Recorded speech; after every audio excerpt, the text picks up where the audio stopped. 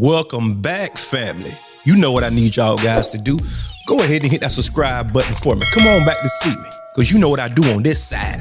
I'm feeling good today. Hit the like button, comment, share, because you know I'm trying to get into the algorithm, of course. I'm trying to spread the message. You can also support my channel by going to the Cash App. You see the screen, family, Drummer Boy 1980, and I do appreciate all the donations. Thank you, guys. You also can support my channel by going to the super thanks located under the video. And like how I always tell y'all guys, much respect, love, and peace and success to everybody. All right, let's jump into this reaction.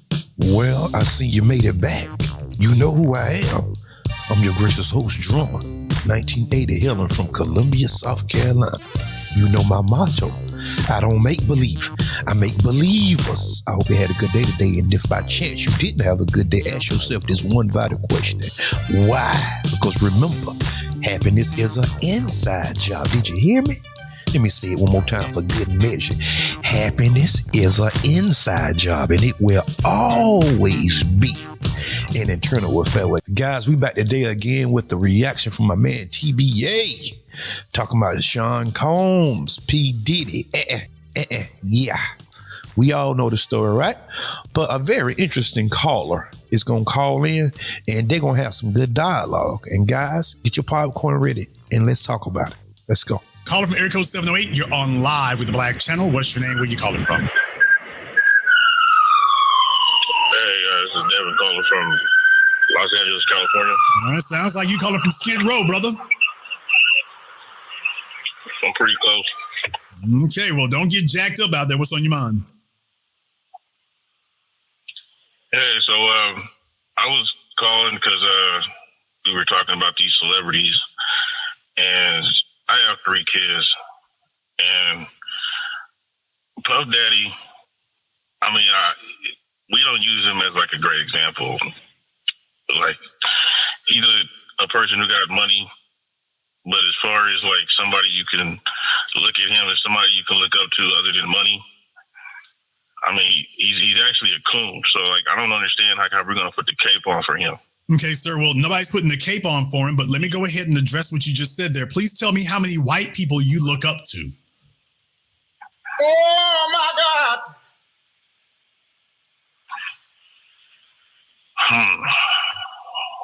I mean, what's the guy that started Apple? Or he was Jobs, that guy. Interesting. Do you know Steve Jobs' autobiography, sir? Okay, so you look up, so you know about Diddy, and he's not somebody you respect and look up to. You name Steve Jobs, and all you know about him is, didn't he make an iPhone? I look up to him, praise the phone. By the way, do you know what his own daughter said about him? I actually have an Android. Okay, sir, I don't give a damn if you got pigtails. Do you know what Steve Jobs' own daughter said about him? No, sir. Okay, that is the stuff of legend now. They've made 3 movies that I'm aware of. One with Michael Fassbender, another one with Ashton Kutcher, and then there's a 3rd movie running around out there somewhere. Sir, Steve Jobs was an awful parent. He was a terrible husband. He was a terrible husband. He was an awful parent to his daughter. He verbally abused that girl every chance he got, to the point that he was publicly sorrowful for it. Didn't stop him from doing it. But by the way, even he had to concede, yeah, I was pretty bad to my daughter. And you just told us that that's the guy you look up to. And he can't tell us anything that he looks up to other than, well, he made the iPhone. I said, well, do you know about him in his personal life? No, but you know about Diddy's. And I'm saying is, by the way, did you think for a moment there, sir, that jealous gene, do you think that that's accidental, or do you think that's engineered? That once again, just like Elon Musk, he didn't know he had kids, but thumbs up for Elon. You have a problem with Diddy's personal life, but you look up to Jobs and you don't even know anything about his. So why do you hold Diddy to a different standard than you do Steve Jobs? Let me chime in for about a minute, guys. Did you see the exchange? Did you hear it? Black people are always held to this impossible standard. And I'm not caping for Diddy. I can care less. But the optics of it is what's troubling to me, okay? Just look at the optics. They bust in the man house. They handcuffed his children, had armored vehicles and tanks and all these militarized vehicles outside. But yet, they didn't arrest the man, did they? Because he's still free, right? Okay. My thing is this. The color of law, I'm not co-signing no color of law, family. Did you hear me? The color of law, I'm not co-signing that. If you gonna get Diddy, fine, play ball. But how about the Donald Trumps of the world, huh? God, he can be president. This man say grab him by the, what? Huh? They so many allegations against him.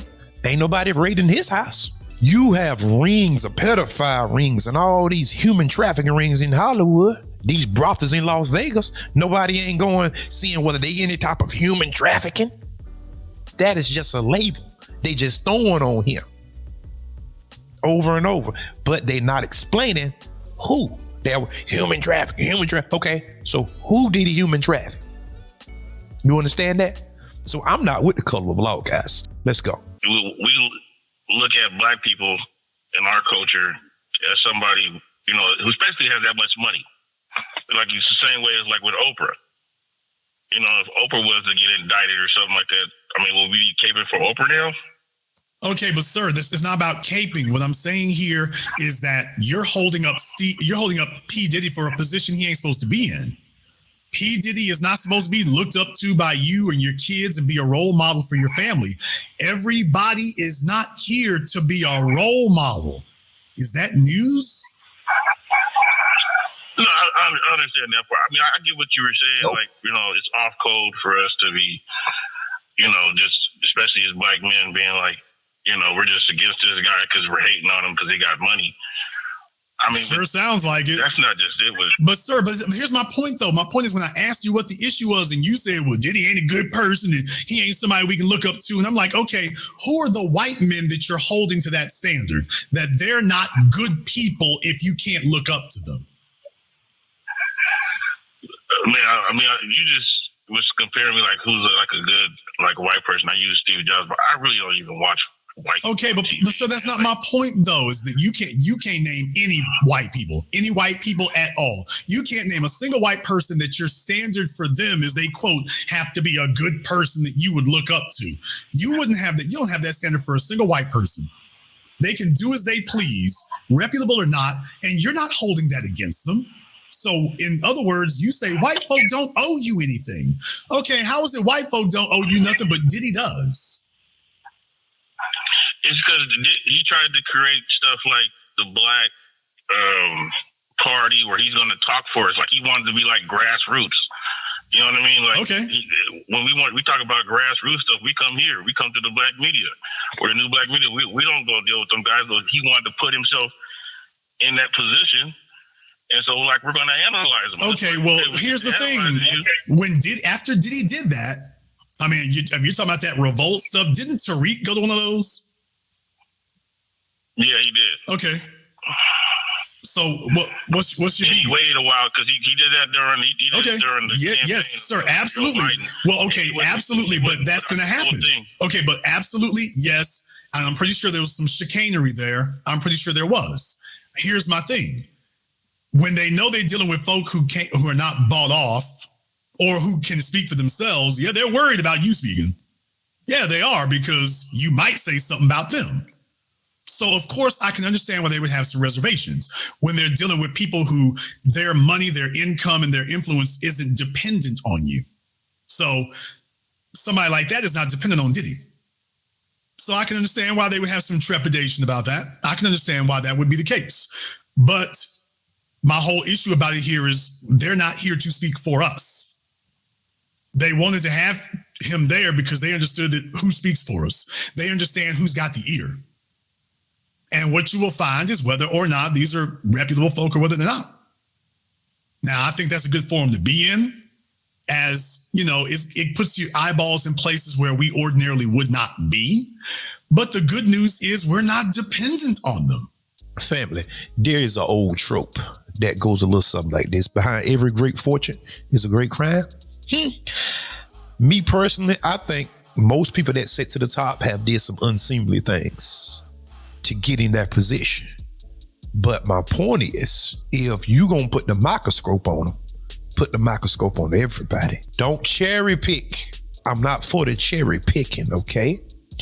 P. Diddy, he probably did some things that was morally wrong, like everybody else do. Have sex parties and he bisexual, all this stuff. But he shouldn't be on trial for that. Granted, if Diddy was forcing women to do things against their will, holding them hostage, now we're having a different conversation. But the rules seem to be slightly different whenever it comes to a black man versus the other demographics. And I'm not co-signing whatsoever. You got people like Charlie Sheen. This dude was going around in Hollywood spreading AIDS willingly, knowingly. Come on, guys. Bryan Singer. And I can be here until Christmas just spouting off names that people that are well known, but yet they jump over all of them and jump straight to Diddy. No. Eddie Griffin said it best. They never let you die clean. They gonna always have something or put something on you. And guys, let me ask y'all this one quick question. When did black people start caping for the FBI, J. Edgar Hoover? I don't want Sean Combs leading our political conversation. He can facilitate some forums. He can get some eyeballs on it, but we should never be in a situation where he's leading the discussion. Never. Thanks. And we want him to have an understanding that he can host a forum, but he cannot lead the discussion. Facts. Like a basketball tournament. Yeah, you can host it, but you can't get on the field and play. You can't do that. Let those of us who actually know what we're doing do that. That's not your job. That's not your place. You're not versed enough of it anyway. You probably got ulterior motives. And as soon as the people see you got ulterior motives, it's going to go left for you. So you got to have some real folk out here who got real motives that are dedicated and honest. Fake ain't going to work. But back to what you were saying here before, brother, just understand, I mean, that's a very telling thing, and I thank you for your candor. But just understand, you're holding Sean Combs to some idealistic standard that you're literally not holding anybody else to. Not anybody else. And that's a very important thing to keep in mind. So at what point do we just leave these guys to their vices and just say, hey, look, man, you made your bed? Because you guys like to be, praised when everything's going good for you. And then you want us to listen to you. You want to be all with the politicians because all you guys want to be next to the president or Trump or Biden and acting like they're the next black biggest thing. But then at what point when things go bad for them, because nothing ever works out when you're around these guys. I mean, at one point, would you say, hey, look, you made your bed? Okay, well, definitely we can say that to an extent. But the real thing is, did he make this bed or did somebody else make it for him? Our job is to be honest about the system that we live in. That's our job. We have to be brutally honest about that. When we start taking the eye off the ball about that, and here comes the jealous plantation gene, and what are you doing with all that? Because just me asking you, by the way, is there a white person you hold to that standard? And you don't. What I'm saying is you need to let that sink in for a little bit. Let that sink in. Wait a minute, what is it about me that thinks that that's okay to do? I'm not holding any of these other people to, you need to be a good person. They can just wild out and do as they please. But for a black person, well, you need to make sure you flying right now, or otherwise you can't be looked up to, or otherwise you're not worthy of consideration. I'm not saying that anybody needs to lionize Diddy. I certainly am not. What I'm talking about the dominant society and the white supremacist system. I'm saying, hey, by the way, they moving funny over here. They're moving funny over here. I'm a longtime critic of Bill Cosby. I'm not ignoring what the hell happened to him. That was a damn double jeopardy they put him in, right, and then sent him to prison. You could never send a white man in front of a litigation case for the same damn offense twice. You can never do that. Never. And look what they did to him. Now, my credentials of criticizing Bill Cosby are platinum plated, but I'll be damned if I'm going to sign off on that. Until y'all give me the ability to sign off on that for some white folk. Show me, because I got plenty of white folk who are deserving of it. Show me the ability to sign off on that for them. Then you can go, if I got double jeopardy, if I can impose double jeopardy on them, then you can go ahead and impose double jeopardy on him. As long as it's an even balanced playing field, sure. Family, balance is what's needed. Nobody is asking to turn a blind eye to things. No, get the crooks. But we don't go for cherry picking. But whenever that you really sit down and you really comb through the catacombs of history and you just do a deep dive in it, right? The dominant society really don't have no clean heroes. Who? George Washington? Abraham Lincoln? Who? Benjamin Franklin? Thomas Jefferson? Who? Andrew Jackson? I really don't know one good, clean, morally upstanding, righteous individual. They all crooks and robbers that pillage and stole and mistreated people and everything they got in is ill-gotten gains, huh? Did you hear me? Everything. And I'm not saying black people should be like that, but don't be so quick to run whenever the media tell you to run. Don't be so quick to cast judgment just because they place something before your eyes. You have to be slow and let the evidence come out and make sure it makes sense. Not something that they just cobble together and just feed in the public because they want to take another black man down. I don't co-sign that whatsoever. Stars, athletes, entertainers, etc., even some of our so-called black politicians, they don't speak for us because we do understand this one vital thing, family. And what is that? That their allegiance is tied to a dollar. Their allegiance is amalgamated with a dollar. Where that dollar go, their allegiance will follow. So therefore, we don't look up to no entertainers. I don't. And many of y'all don't. And that's a good thing because the hand that pays calls the tune, right? So we know what tune they dancing by. Shucking and jiving and buck dancing and Sambourne. Okay? So no, at no time will they speak for us. Notice something. Every time during election time, they bring up rappers and Cardi B's and the P. Diddy's. No, we not doing that. We not doing that. But guys, tell me exactly what y'all think about this video. P. Diddy, is he guilty? Perhaps. Could be. But you just have to be patient and just let the evidence come out, right? Don't believe everything that's on the media. Simply because the media have a way of making the bad guy look like the good guy and the good guy look like the bad guy. Quote Malcolm X. And that's been the truth ever since I have known it to be. You understand? Black people have this deep-seated hatred. It's embedded. It's ingrained into them. Whenever they see another black man doing good financially, having success financially, something kicks on in them. Contempt, vitriol, and envy start to rear its ugly head. The crab in the barrel mentality is a true mentality. It's true. I find it to be true. But our whole shtick is, if you're going to hold everybody by a standard, hold the line there, all right?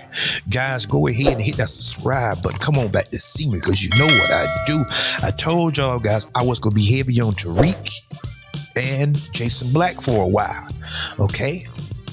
I'm running the play. If you don't want to run the play with me, get off the court. I told you what I was going to do. If you ain't on board with it, so be it. But this is the play I'm running for a little while. And then things will continue as normal, as regular schedule, okay? But as of now, I'm on a mission, all right? Hit the like button, hit the share button, and come on back to see me, guys. Donate if you ever so kindly, all right? And until next time, peace. And remember, there is more.